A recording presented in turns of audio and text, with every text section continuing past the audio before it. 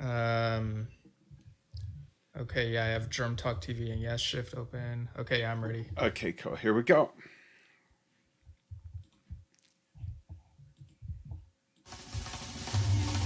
Hey, everybody, I'm Dan Schinder. And I'm Steven Schinder. And you're here with a Yesshift News Desk Report, April 28th, 2022. Gotta say that like the old-fashioned announcers, right, Steve? Yeah, like in the old black and white serials, I guess. Exactly. So, Yeah. lots of news and a birthday. Couple of birthdays.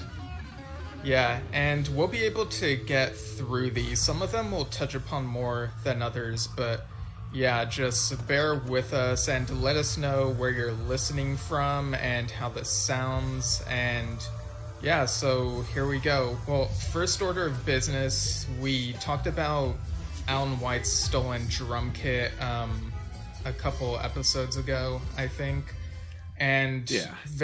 there's been an update on the cash reward, so it's been raised to 11,000. So I think if people are able to help out with that, they can call the number that's in that recent post from on Alan White's Facebook page. I think it's on his other channels as well. I'm just trying to pull it up real quick. And I have a question about this story because I think you've been following it a little closer than I have, which is funny since I'm the Drum Talk TV guy, but I've been busy.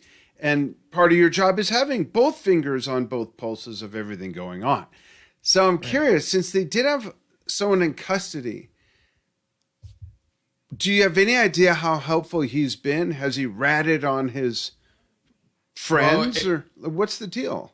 Well, if they had a suspect in custody, so I haven't heard if it was indeed one of these culprits.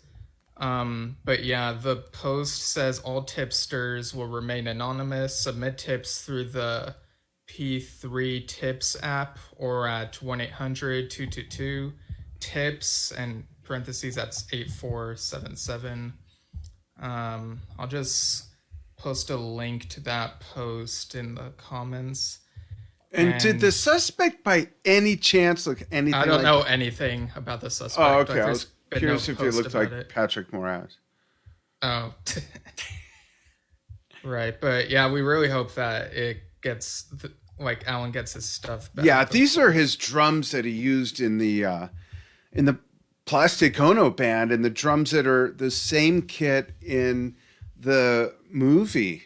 I'm having a brain fart. What was that movie with John Lennon and Yoko out? Imagine.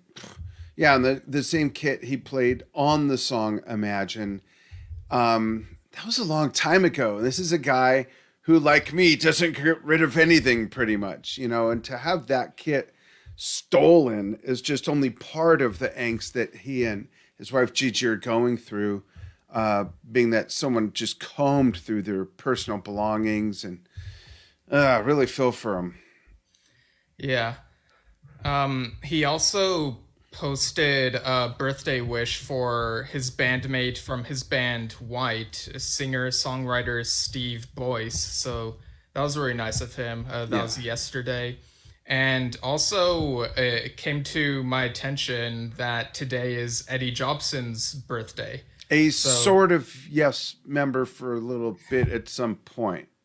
Right, yeah, like he was with the band for 2 months and rehearsed with them, but then he didn't like the idea of like 2 keyboardists, and they brought Tony Kaye back. And like we've mentioned before, they even tried getting him in the band before Relayer. So yeah, just weirdness with Eddie Jobson, but talented player. Yeah. I've been meaning to listen to more of his stuff. I like his single, which had Yesterday Boulevard and On a Still Night, I think it was. That was from the 80s. Are you familiar with his work with Jethro Tull on the A album? I've probably heard it, but I don't remember much of it at the moment. Check it out. It was a huge pivot for Jethro Tull when Ian Anderson got rid of John Evan and David Palmer, who is now D. Palmer, had a little change up there. And then also Barrymore Barlow. and then brought in Mark Craney on drums and Eddie Jobson on keyboards, and it was a whole different thing. Dave Pegg still on bass, Martin Barr still on guitar. That's worth a listen. I saw that tour, and I saw UK with Terry Bozzio on the Stormwatch tour before that, and I guess maybe that's where Ian and Eddie kind of fostered a relationship, and Ian decided to make that what was a huge change at the time. So while I don't know for sure if there's any recordings of Eddie recording anything at all with Yes, even rehearsing, it's fun to pull up this stuff from UK, Jethro Tull, Zappa, because like I said, he's a very talented player. Yeah, so I'll do a deep dive at some point, I'm sure. But on to recent releases within the past month. So Cleopatra Records / Purple Pyramid have re-released a couple Circa albums, HQ and so on. And they've also re-released World Trade's Euphoria. And we also recently saw the release of Oliver Wakeman's box set collaborations, which we talked about on the show, and we each got our copies in the mail. Yeah, this is beautifully put together. Shout out to Oliver. We had him on the show. When was that? 3 weeks ago about? About a month ago now. Oh, yeah, wow. It's on March 27th. Yeah, it's a very robust package with lots of goodies and most importantly, very beautiful music. This is so well done. So I'm going on vacation in May, and I'm taking all this with me. I have a 6 CD player in the truck. Going to throw all these in there, as well as play it in the fifth wheel that we'll be vacating on. Yeah. And just real into this. So we're both really going to enjoy this, I think. And folks, if you haven't seen our interview with Oliver, we had a lot of fun. He's a great guy. You could see it in the videos album of our Facebook page, or dig back in our Anchor channel. We'll get to all that later, but maybe we'll even repost that soon, because that was a fun one. Yeah, and I'm sure we'll do a review of this box set at some point in the near future. We did a preview of it because we played and talked about some things with him about how they came about and everything, and played a couple little clips, and so we did a prequel. Now we'll be able to do a recap and review, like Steve says. Yeah, I don't think we played songs from any of these, but wasn't though we played something with Gordon that he did, and wasn't it one of the pieces on here? Remember that little clip of just the two of them? Actually, I think we played just a couple clips of Oliver with himself, but now that I'm thinking about it, maybe one of the songs was from one of these, but it was just him. But anyway, yeah, I do like the packaging. It's different from what I expected. I guess I was thinking of and this is just me not reading the exact details of what the box set dimensions would be. I was expecting something that would be more like In a Word Yes, where it's like a book with book sized, and it has the 3 CDs in cases instead of these little sleeves are in. But yeah, it's I have to be more wary of when I'm taking these out. But yeah, I love the art, and looking forward to doing a deeper dive on the the liner notes and whatnot. I listened to From a Stage, since that was the only one I hadn't listened to before, and it sounds good. So yeah, more on that at some point in the near future. And April 22nd, apparently Dylan Howe played with Wilco Johnson Band in Worthing Assembly Hall, and they have some other gigs in the UK this next month or so. But that day also saw the release of Jazz Sabbath Volume 2. A little while back, we talked about that video where Dylan Howe guested, and it was Adam Wakeman pretty much leading the thing. And it's basically jazz covers of Black Sabbath, from what I gathered. It sounds pretty good. I'm not super familiar with Black Sabbath, even though I've heard their discography, but it feels like the jazz versions, if you didn't know Black Sabbath, you could believe they are totally new songs, I think. That's great. I'm very familiar with Black Sabbath's catalog, so I can't wait to hear it. I gotta say, or ask, is it anything like this? Oh, it's all instrumental, so. Oh, okay. Not This maybe should have been. So Why, for those of you who don't know, that's me about 22 years ago. I did a 5-song EP of classic rock songs in big band swing style. And I sung and I played piano on most of the songs. I played drums on all of them. Yeah. And also, Record Store Day was on April 23rd, and that saw the release of the 10th anniversary edition of Asia's album Triple X on picture disc. Yeah. So I'm sure that's lovely for people to have. Yeah, speaking of Asia, Asia in Asia is being released, the DVD, and we were contacted by Sharon. Thank you, Sharon, their PR company and who works with Yes. And we're in the process of scheduling days with Carl on Drum Talk TV and Steve and Jeff here on Yesshift.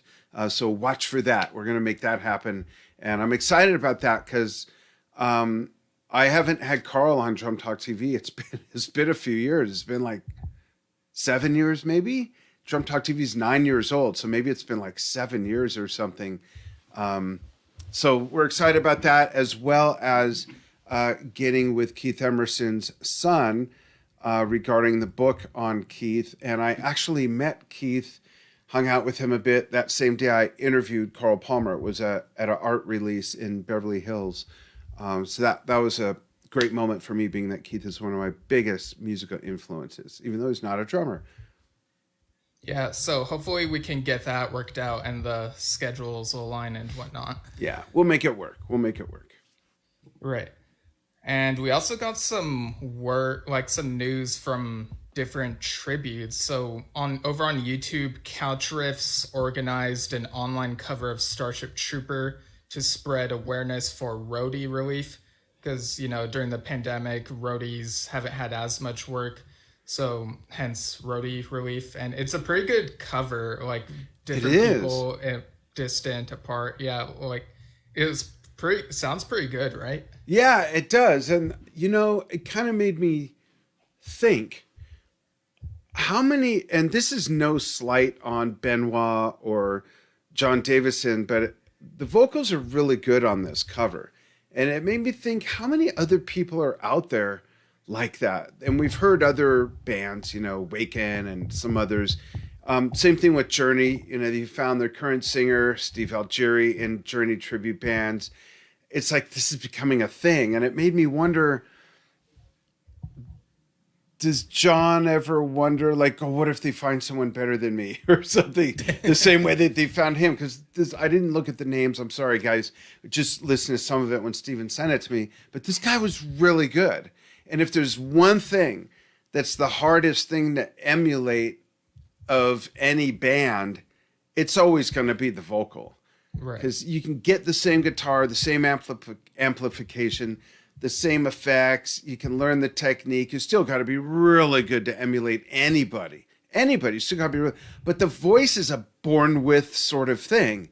You still got to learn how to use it, but there's there's timbre. It's just so separate from that other stuff that I always listen for that as almost the defining, thing. You could have the greatest 3 Led Zeppelin cover band musicians, but if the singer sounds like Rod Stewart, it's like, huh? It doesn't work. It doesn't. Does that make sense? Yeah, I get what you're saying. Okay. Does anyone else? Do I have any comments, questions? Chime in on this stuff if you've heard any of it or whatever. We'll put a bunch of links to this stuff in the comments, but let us know what you think, and let us know if you know anything about Alan's drums so we can get those back for him. Right, yeah. And Total Mass Retain have a show tomorrow. Another great one. Yeah, at Prog Rock Ranch. I'm not sure where that is, but it's going to be live streamed on the website Stage It. It's only $10. I've seen their live stream through this before a couple months back and really enjoyed it. So I got a ticket again. So I'll be seeing how that concert is like. Cool. And I'll just share that in the comments real quick.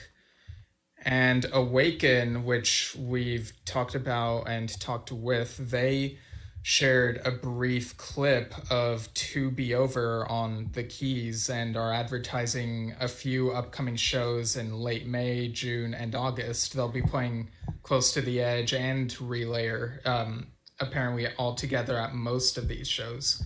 So yeah, go to their Facebook page and check those out. And speaking of Awaken, there's another Yes tribute band called Parallels releasing an album titled Awaken via their Bandcamp. Yeah, it's also hard to keep track of. Yeah, they put out a trailer with a snippet of Rejoice, and the album comes out June 6th. But the title track is kind of interesting. I'll just read it real quick. So we got Awaken, obviously. Some Are Born, which was on John Anderson's solo album Song of Seven, but he originally worked on it with Yes around the Tormato era. And something called Opening Sketches. I'm not sure what this is. It sounds so familiar. Chime in, someone, if you know. It sounds so familiar. We didn't have time to wiki it, Google it, look at it, look for it. But it sounds so familiar. I think it's another John Anderson thing. Or Steve Howe. Yeah, it does remind me of Steve Howe's Sketches in the Sun, but I don't know if it's remotely like that. Or maybe it's an original piece. I don't know. Yeah. And then Future Times, Rejoice, and then something called Guitar Etude Number 1, and then Onward and Awaken, the Adam Holzman mix. So I guess that's a different version there. And this one is even more tangential. So the Yes tribute band Fragile, one of their members is Max Hunt, and he collaborated with Mabel Greer Toy Shop's singer Clive Bailey under the band name Affirm. I guess it's kind of like affirmative, kind of like yes or something. But yeah, they announced their album One More Moment, which came out digitally on Fragile Yes Tribute.bandcamp.com, and the CD release is on May 16th. So yeah, that's an interesting one. The album cover looks like Renaissance art, kind of romantic, like a man and woman are kissing, and the music itself sounds pretty epic. It kind of sounds Renaissance to me as well. I guess it's in my head because of the artwork. Some of the words that are sung were kind of difficult for me to decipher in places when not looking at the lyrics because of how it's mixed. But overall, I like the music of. Well, also singing in German. But yeah, it's still worth checking out, I would say. Cool. And we also had some recent articles related to Yes members. Bill Bruford was in the Financial Times. That was an interesting interview. He mentioned how he was like arrogant when he was younger, which is kind of funny. London Jazz News reviewed Bill Bruford's box set, Making a Song and Dance, which comes out tomorrow for us. It comes out on Burning Shed. And Bill Bruford was also interviewed in Far Out magazine. There wasn't really anything new to me in this interview, but maybe some people will find it interesting. And again, if I'm not able to post all these links in the comments right away, they'll be in the description of the audio version afterward, and I'll maybe try to post some of these in the comments afterward. Okay. And John Anderson, of course. Wait a minute. Bill Bruford was also interviewed on Yesshift and Drum Talk TV at the same time a couple weeks ago. So check that out. And we did absolutely ask some things that he's never been asked before. We know that because he told us. And that was fun. Bill was very gracious. Steve pointed out of the hundreds and hundreds of Drum Talk TV interviews, he's the first one that ever had a virtual background. Yeah. It's interesting to point that out. Yeah, that actually reminds me, he also used it at, I saw there was like this other interview he did with classic album reviews, I think it's called, or classic rock reviews. It's somewhere on YouTube, and there was one thing that kind of surprised me regarding Topographic Oceans, but I guess I'll just leave that as a little tease there. Okay. Yeah. And as for John Anderson, there's this article before one of the shows with the Paul Green Rock Academy. This is from CL Tampa Bay. And the headline is kind of like, they use a headline to try get the people's attention so that they'll look at it. But like what's in the headline is just like a little thing that's mentioned very briefly in the middle, which is that, well, yeah, like there are other things in this article that I found more interesting, but just I'll mention what that headline was and then say what these other things are. So he was asked whether he listened to The Quest, his most recent album, and he said he listened to a couple of tracks and then stopped, and he said it's not his cup of tea, which is fair. I like that he left it at that and was very like not as like he wasn't rude about it like we've seen with people in the past before. It was refreshing, I'd say. But what was more interesting to me was what he said about 1,000 Hands. He was asked if he was still thinking about doing parts 2 and 3 of that album to do a trilogy. And he said, we've actually gone through most of the songs for 2. We're just negotiating some ideas to record with a full orchestra. So that's going on at the moment. But that's so cool. I love that. Yeah, but most of the songs are really locked in. And as for another one after that, I'll let you know. So yeah, I'm really looking forward to that. It sounds like we're getting ever closer to that. And he was actually at the producer of that album's birthday party recently. There was like a video that Michael Franklin shared, and people were like singing "I'm the Walrus." It looked like a fun time. And John also mentioned how he got involved with Tangerine Dream's song "Loved by the Sun." That was in that fantasy movie from the 80s, Legend. Yeah. That blew my mind, seeing that, not knowing that was coming, seeing it in the theater, and then all of a sudden I hear John Anderson's voice on the soundtrack. I was like, whoa, I remember who I saw it with, where I saw it. That moment so vivid. I hardly remember the movie, but I remember that.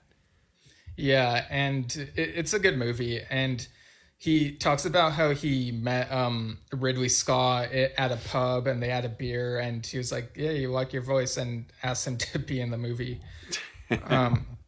Yeah. That's funny. Yeah.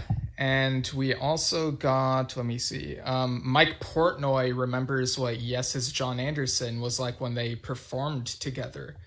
Now, this is an ultimate guitar, and apparently the performance happened several years back. And yeah, he pretty much had like nothing but nice things to say about John.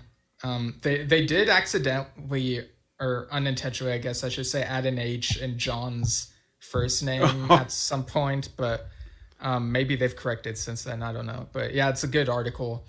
And Mike Tiano shared his article. Who?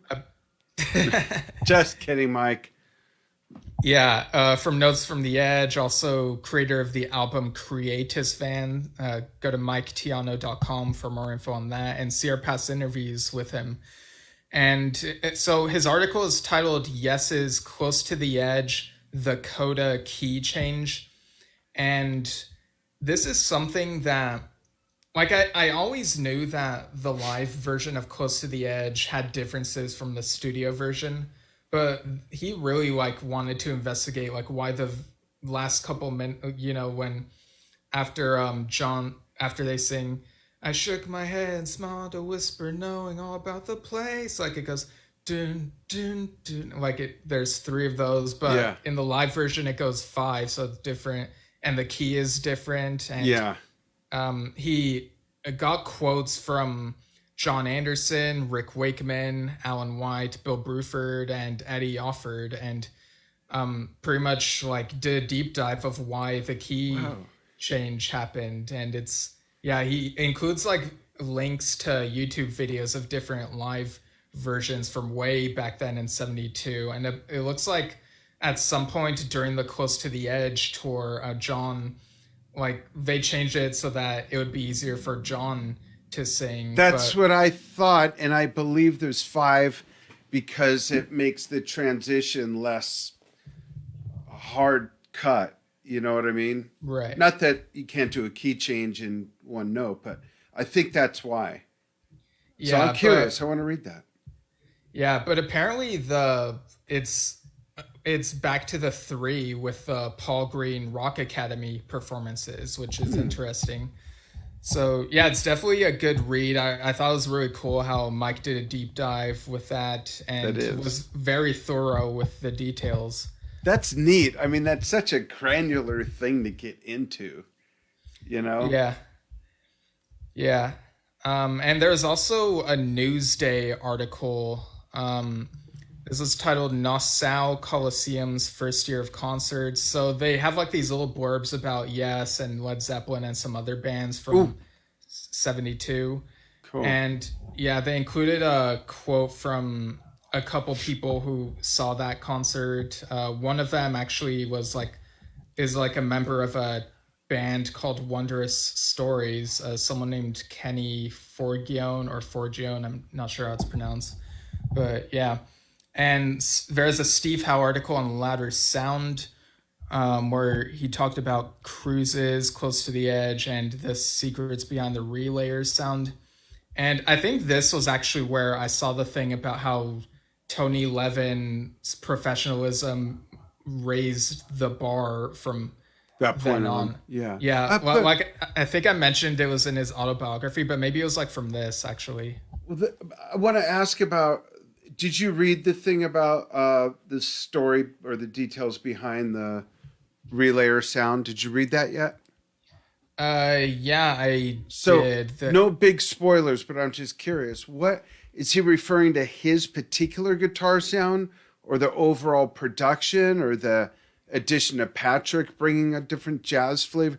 Just like without spilling all the beans, give me a couple. I don't think he goes that deep into it. I think from what I remember, it was just about what it's like trying to like play those songs like To Be Over and Sound Chaser and sort of like brushing up on them. Ah, okay. Right. But yeah, it says nice things about Close to the Edge being a peak for the band, of course. And now we're on to a bit of Yes news, like Yes proper. So Roger Dean posted that he will be joining the Yes tour for a couple of dates in June 2022 for an exhibition of Yes artwork he's completed over the years. And again, this is the UK tour celebrating 50 years of Close to the Edge. And we kind of touched upon this in our interview with Stephen Lamb and Dave Watkinson, who put out the book Yes in the 1980s. But, Yes recently announced that they're doing Relayer for Europe, but it'll be next year. And there's, I would say, a reliable rumor that they'll be doing Relayer in the US this October. And to add to that, I would say that these are sooner than I was expecting, because like after the Close to the Edge thing like melted our minds or whatever, I was fully expecting that they would wait until 2024 to do Relayer for its 50th anniversary. But I'm glad it's sooner. I do hope the UK get it as well, though. Stuff changes. Maybe they haven't realized yet that that's the 50th and they'll change it just like they did this other stuff. Who knows? They're so busy on one thing. Hey, by the way, who knows? Right. But yeah, so I guess we'll see. Like, fingers crossed, I do want to see all of Relayer in concert. And this next bit was a bit more surprising. So Paul K. Joyce, who did the orchestrations on The Quest, apparently edited his own Wikipedia article, adding the sentence, Joyce is currently working on orchestrations for the next Yes album. And shout out to Henry Potts, whose website Bondagazoo is where I first became aware of this. But yeah, what do you think of this, Dad? Well, first of all, you're not supposed to contribute to your own Wikipedia page, number one, let alone edit it. And then orchestration, he started on orchestration for the next Yes album. I don't know if Yes knows they've started on the next Yes album. So that's kind of weird, right? Well, if this is true, I would say Yes are probably further along on the next album than we maybe think. Like, I don't think he'd be adding orchestrations until after they've solidly structured their songs and done like recordings and whatnot for him to work around. Because I think it'll probably be like the Quest where he just adds a little ranch dressing to the pizza, so to speak. Like, it's not going to be to the scale of Time and a Word and Magnification, I don't think. But like, if they are this far along, it does kind of call into question when could we possibly see this album. Right. I wonder if it would. I mean, if you think about it, is it possible it could come out while they're on tour, but then we don't hear any of that music? I mean, it's just the timing's weird again. Yeah, like, I know September is the 50th anniversary of the actual Close to the Edge album, and I think there's like a box set or something coming out. I would think probably around then, so it would kind of be a bit much releasing both of these toward the end of this year. So I'm thinking maybe next year, possibly. Like, I just don't want the Quest and whatever this new album is to be lost in the shuffle in terms of touring. Like, I don't want it to be like the Open Your Eyes tour where we only got Children of Light from Keys to Ascension 2 and Open Your Eyes from The Balcony, and rarely No Way We Can Lose from Open Your Eyes. Like, I want the new material to be well represented. Yeah. And having said that, Close to the Edge, we've talked about this over and over and over, how iconic it is to prog rock and all of that. That 50th package, whatever they're going to do, really needs to be as landmark as the album itself in context. You know, I'd love to see everything from a DVD with members accounting the experience. I'd love to see never seen before photographs. How about a holographic gateway cover? You know, really, partner with Hallmark and have it come with 4 Close to the Edge greeting cards that look like the cover. When you open it, you know, sometimes they play music. Have it play the beginning with the wind and the birds and the water and a coloring book. I mean, really do something no one's done before, just like the album. How cool would that be? Close to the Edge recipes, a Roger Dean painting of what's inside that little hut where the canoe is parked. I mean, I'm pretty sure there is a Roger Dean painting that's like a different view of the location of that area. Like, he's been working on something. But still, I would pile it on. I don't think it could be overdone. I really don't. Right. Just include everything, basically. Even our wallets might cry, but you know.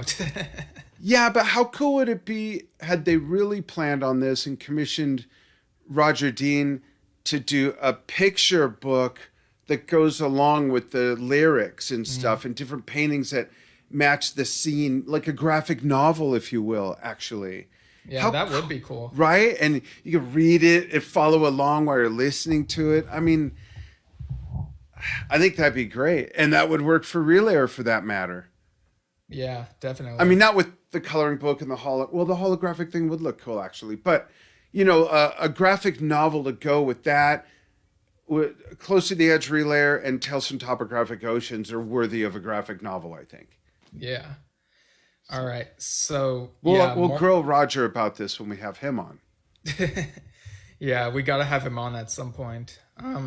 And so, yeah, that's the Yes news. Hopefully we hear more in the future. And as for other touring and activities, Trevor Horn has been playing with Dire Straits' Legacy. They put on the 80s cruise back in early March and are touring various countries starting in May. And of course, Tom Brislin's touring with Kansas in the U.S. from May onward. I feel like they're never not touring. It's crazy. Yeah. They're always doing something. John Davison and John Lodge were performing at Rock for Ukraine just today, actually. Oh. Yeah, like they toured together in March, but yeah, they were at this thing that was done with the British Red Cross. I'm not sure what they played, but Dave Watkinson apparently attended the show, so maybe he'll post something that has like details and whatnot.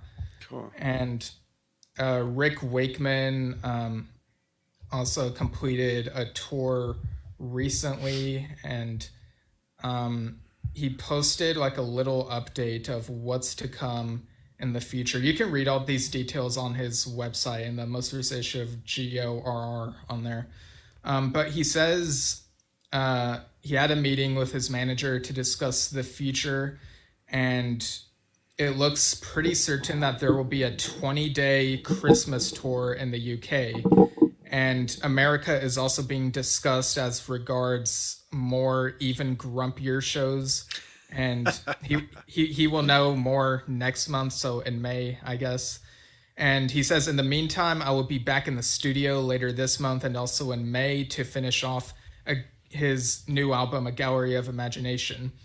And he says Dave Calhoun, Ash Sohn, and Lee Pomeroy have pretty much completed all their parts, and very soon we will have Haley in to do her warbling, and I have quite a few keyboard parts to add, and then it will be down to Eric to do the mixing. Ash Sohn is a great drummer.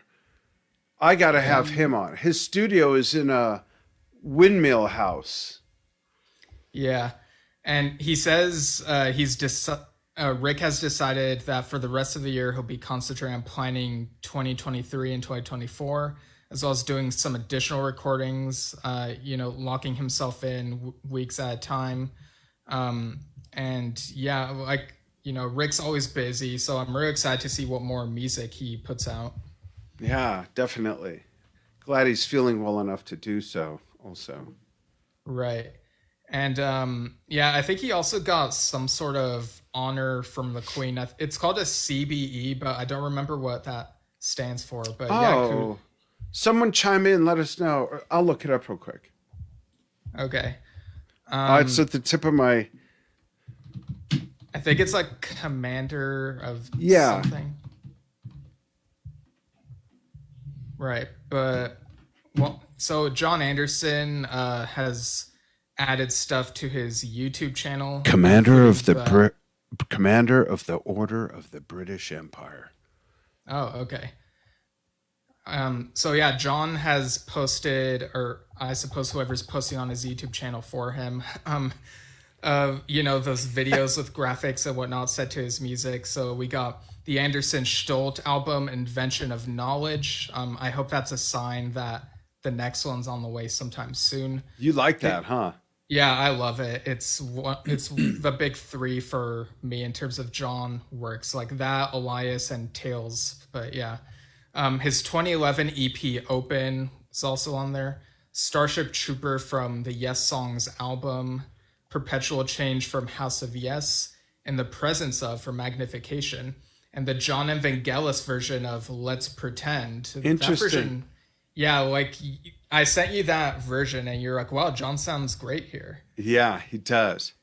Yeah, that version was recorded in 1986, I believe. And I gotta say, I think I prefer it over the ABWH version. Like, no offense to the guitar parts that Steve added to it, but like something about the keys makes it like, I think that would have felt like a more fitting coda to an album than what we got on ABWH. Like, it kind of feels like anticlimactic on the actual album. I agree. Yeah, I totally agree. Right. And he's also on his Patreon, he's posted like a couple more artworks. There's like a 30-second thing of him performing with, like, rehearsing with the Paul Green Rock Academy.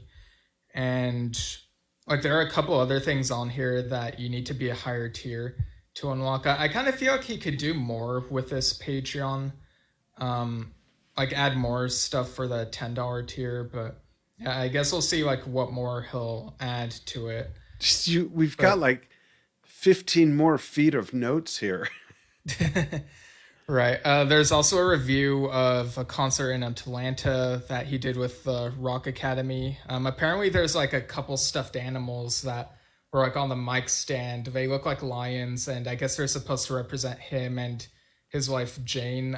Because he mentioned that like they celebrated like 25 years of marriage this month, I think. Wow. Yeah. And it looks like the set list that he's performed with the Rock Academy hasn't been too different. There's a couple 1,000 Hands songs on there, but you also got the weird stuff like Kashmir, and there's also like an Eminem song. But, Fly Away by Lenny Kravitz. Yeah. But yeah, he and the Rock Academy performed at Rozfest, and so did Lobe Scarp, and there's like a little anecdote there. So earlier this month, the Rock, what's it called? Rock Alliance. Let me just look at that real quick. Okay, the Rock Music Alliance had their award show, and they had Tony Kaye reading the names of some, like the category was for best songwriting, I think for prog rock, and there were a couple of Lobate Scarp songs mentioned. There's also a Dream Theater song mentioned, but yeah, Lobate Scarp's Beautiful Light won that category, and also won an honorary President's Spotlight Award in the category of production. Yeah. And Adam Sears, who we had on the show, actually bumped into Tony Kaye at Rozfest. Like he said, like Tony was just hanging out there, like, yeah, because he lives in Florida, so I guess he just wanted to see like what was going on there. That's cool. Yeah, and Dave Kersner also performed with his all-star prog band, and Billy Sherwood was with him there. Yeah, Durga McBroom as well.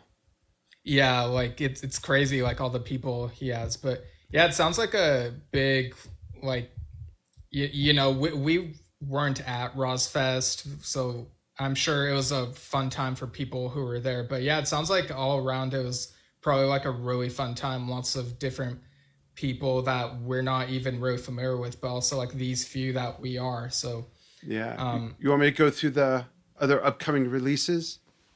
Yeah, go ahead. So, folks, I'm looking this way because for this I do need notes. May 6th, my sister's birthday, is Lobate Scarp's You Have It All. May 15th, Dave Kersner's The Traveler. May 27th, Burning Shed has posted a listing for 9012 Live, The Solos, available as a limited edition of 1,500 individually numbered copies on silver-colored vinyl. That's actually very fitting when you consider the original album cover. That's really neat. July 1st, the Prague Collective, Songs We Were Taught. The Sound of Silence, John Davison and Jeff Downs. Year of the Cat, Billy Sherwood. David Sancius, I hope I'm pronouncing that right, who's from Bruce Springsteen's E Street Band. House of the Rising Sun, David Clayton Thomas and Steve Hillage of Gong. And I'm sorry, David is from Blood, Sweat, and Tears. The Land of Grey and Pink by Ron Bumblefoot Thal. Of course, Guns N' Roses. He's worked with Asia. Summer. Did you want to say something? Oh no, go ahead. Sorry. Summer Breeze, Roy Stolt, the Flower Kings, and Steve Morse of Dixie Dregs, who's also taking a break from Death Hotel, from Deep Purple right now to care for his wife, who is busy surviving cancer. Steve, we wish you well. Fire and Rain, Sonja Christina of Curved Air, she's amazing, and Martin Barr of Jethro Tull. What's some really neat collaborations going on here, man? Yeah. The Wait with Rod Argent of the Zombies and Jeff Skunk Baxter, of course, of the Doobie Brothers. Wild World, Rosalie Cunningham of Ipso Facto, and Patrick Moraz of the Moody Blues. And also, yes, for those of you who don't know, he was only on one album, but a landmark album. Yeah. Some people's their favorite album, as we discovered when we did that episode. It's Too Late. Candice Knight of Blackmore's Night and Dweezil Zappa of Dweezil Zappa, coincidentally. The times are a changing. Martin Turner of Wishbone Ash and Jerry Goodman, The Flock. The Keith Emerson book is now available for pre-order. We talked about that, hoping to get us Aaron on. Then we got some emails. It includes. I was just gonna say real quick. It includes interviews with Carl Palmer, as well as Yes members and alumni Jeff Downs, Alan White, and Rick Wakeman, I believe. Yeah. Also, Billy produced the Prague Collective album we just talked about. So that'll be interesting. And, that's really cool. Yeah, and I'm just remembering Simon Barrow commented on our interview with Stephen and Dave, and he said the Yes in the 90s book is on track, and his book Solid Mental Grace is also being released in an expanded form this summer to coincide with Yes's touring schedule. Great. And I also want to mention May 6th is Bandcamp Friday.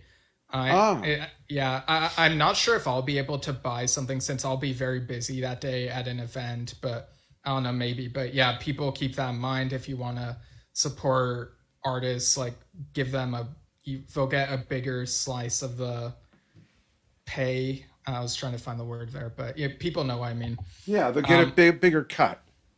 I'm looking to see what I'm doing that day. Yeah. Okay. And I actually, like last time, I actually got Mark Anthony Kaye's Project Gemini discography. You know, Mark from the Yes Music podcast. Yeah. So I'm enjoying it so far. It's very proggy. Some of it is prog metal, I think. Oh, neat. So yeah, it was like a bunch for like a really good deal. So yeah, I'm real excited to see what more I hear from it as I go further. But yeah, we got 2 emails from recent listener named I wonder Dave. wait I wonder why they made that May 6th, because it's like I said, my sister's birthday, but she's not in a band and she doesn't like to camp. So well, they make it the first Friday of each month from February to May. I thought they did it for her birthday. Okay.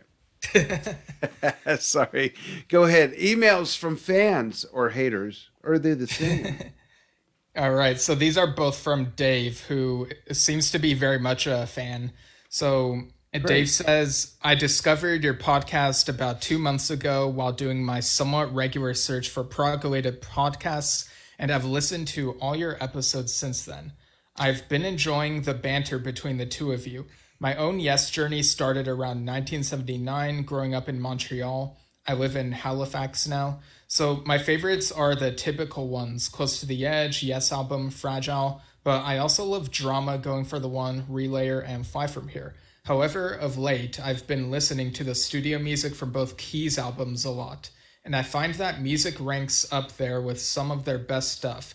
On your show, I've particularly enjoyed the news reports, discussions of particular albums, and especially the Oliver Wakeman and Bill Bruford interviews. Nice. The only thing I haven't been a fan of are the repeated Francis Monkman jokes. Well, but he's been so busy with them.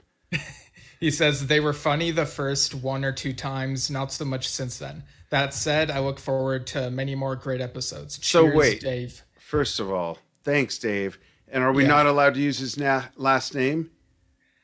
I mean, he signed it as just Dave. Because it's from Francis Monkman.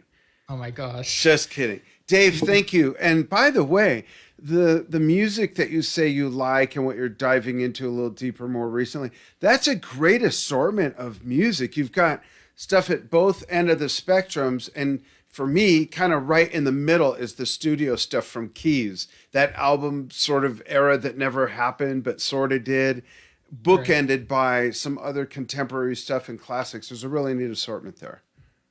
Yeah. And I do get what he means about the Monkman jokes. Like, I think for a while, we definitely like beat it dead. And then I think we're kind of still saying it because it was kind of funny to us to say it because of how unfunny it became. But yeah, we could lay off of it.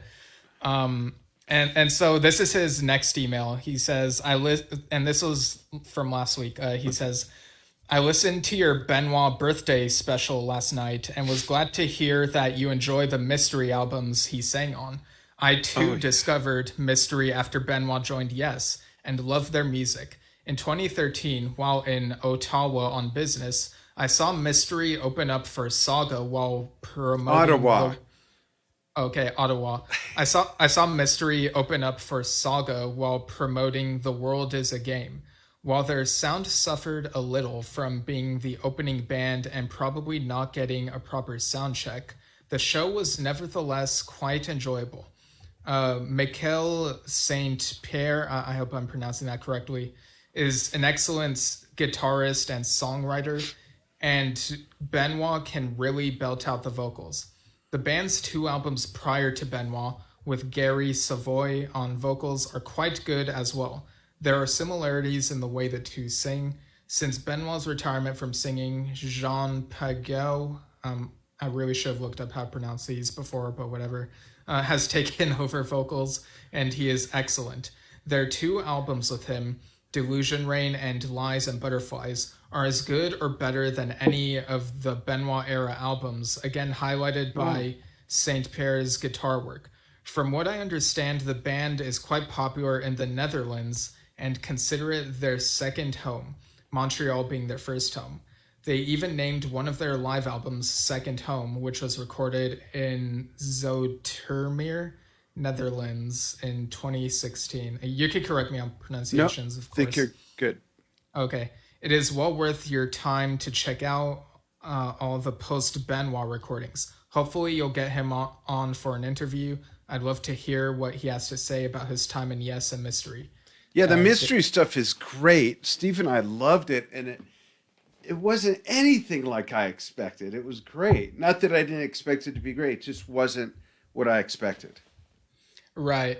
And I definitely do want to go back and listen to the non Benoit stuff and see the rest of the band's discography. And yeah, I would add that Benoit is aware of us now, so hopefully at some point we can work something out. Yeah. Um, but yeah, we'll see. There are like all these things we want to do, but it's a matter of like the stars aligning and whatnot. So yeah, and on that note, this coming month in May, our schedule will be kind of different. Like we're both busy with certain things in the first and fourth week of May, so I don't know if we'll be able to squeeze stuff in between stuff. But we talked about how we'll try to do 2 episodes in the second week of May, and I think 2 in the third. So like I know first week of May is Cruise to the Edge, so people can let us know what that's like. Yeah, Robert Heckman is our official correspondent who's on the trip as well. In fact, I got to fill out some notes for him that he sent me. I'm going to do that tonight. So